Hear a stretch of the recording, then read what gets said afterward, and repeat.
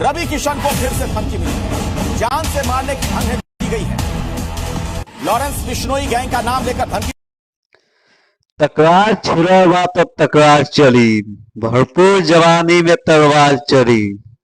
ए महफिल में माजा हम तरीका से रेम, यहाँ मर्जी सिर्फ हमार चली।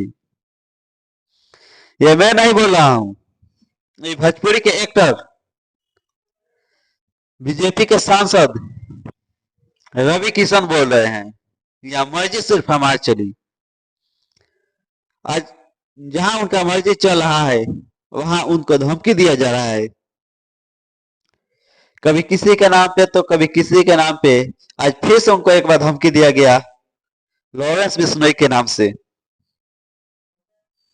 ये धमकी लॉरेंस बिश्नोई के नाम पे दिया गया है या फिर कोई और दिया है, या लॉरेंस बिश्नोई, ये तो मालूम नहीं है, लेकिन लॉरेंस बिश्नोई के नाम पे दिया गया धमकी है ये।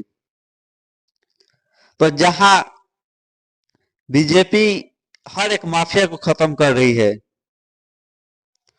वहीं पे बीजेपी के सांसद को जान से मारने को धमकी दिया जा रहा है बार बार।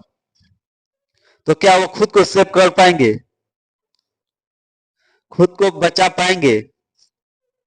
क्योंकि ये दूसरा तीसरा बार उनको धमकी दिया गया है रवि किशन को। वहां मर्जी सिर्फ उनका चलेगा।